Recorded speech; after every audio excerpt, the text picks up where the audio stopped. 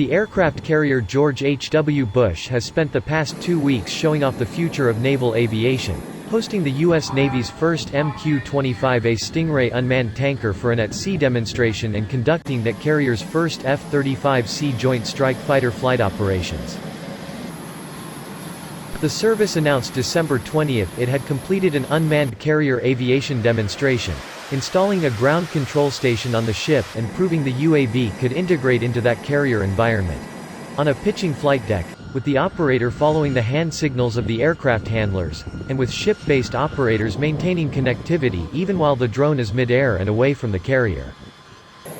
For the demonstration, a prototype MD-5 ground control station was installed in what is being called an Unmanned Aviation Warfare Center, a first-of-its-kind control room that would be set up on carriers to support MQ-25 operations, according to a news release.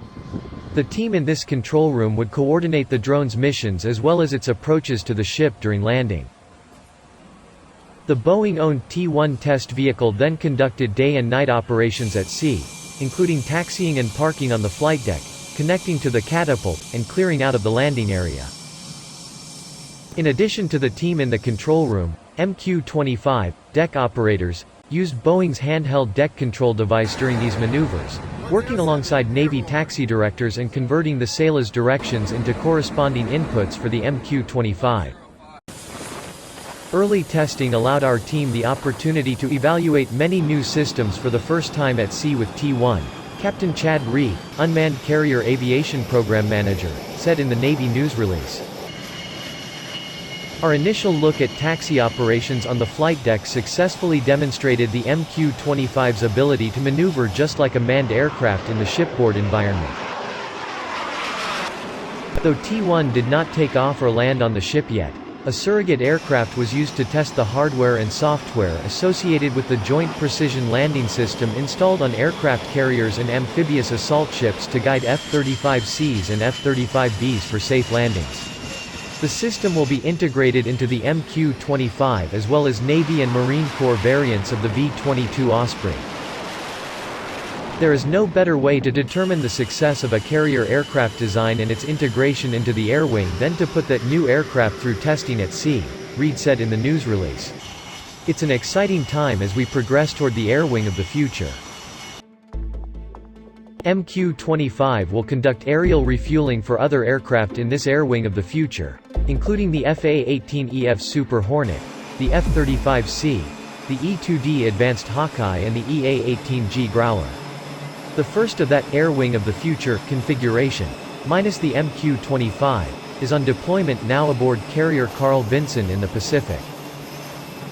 While several other carriers have operated the F-35 by now, the Bush has not.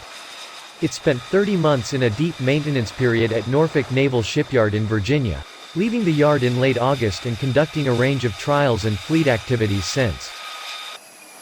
On December 12, those activities included hosting carrier qualifications for Strike Fighter Squadron 125, the F-35C Fleet Replacement Squadron that trains up new Joint Strike Fighter pilots, giving the ship's crew members a first look up close at the jet and the capability it will bring to their air wing.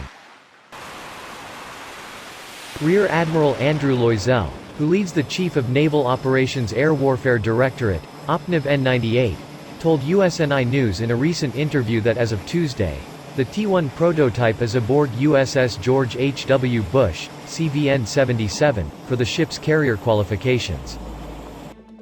The tests for the Boeing-built MQ-25A Stingray are the next steps in providing a capability for the service to operate at longer ranges in regions like the Indo-Pacific, as it adjusts to a strategy focused on conflict with peer competitors like China and Russia.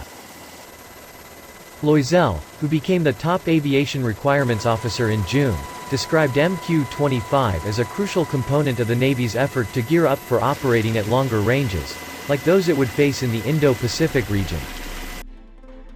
The prototype, which Boeing originally built for the unmanned carrier-launched airborne surveillance and strike A-class program that was later retooled into a tanker, has already performed overland tests refueling an FA-18F Super Hornet, an E-2D Advanced Hawkeye and an F-35C Lightning II Joint Strike Fighter.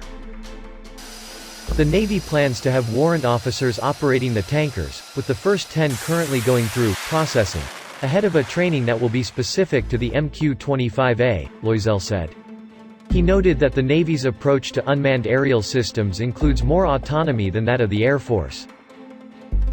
Loisel said the Navy tried to make the MQ-25 requirements simple to expedite how fast it could get the aircraft out to the fleet, but now he is recommending other potential missions for the tanker.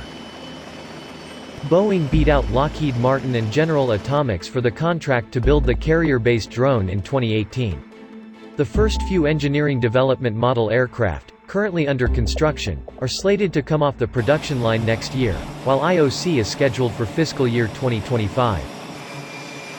While the Navy is currently focused on the refueling requirement, Loisel said the service sees a future for the MQ-25 program to perform more missions like intelligence, surveillance and reconnaissance.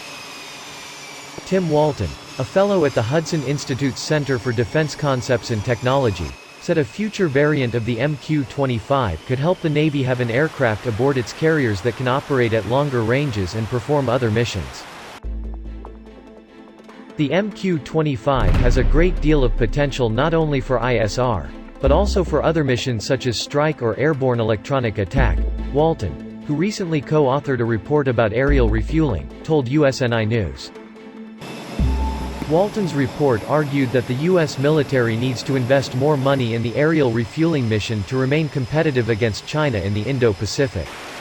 For example, the Navy would need far more MQ-25 tankers or help from the Air Force if it were operating an aircraft carrier outside the range of China's DF-26 missile, which is reportedly 4,000 kilometers, with 4 F-35Cs, according to the report. Loisel said discussions about expanding the MQ-25A program of record are nascent and in pending budget and top-line review. As for China's capabilities in the region, Loisel pointed to the Navy's pursuit of MQ-25 and the sixth-generation fighter program as evidence that naval aviation is seeking to keep up with the evolving threat environment.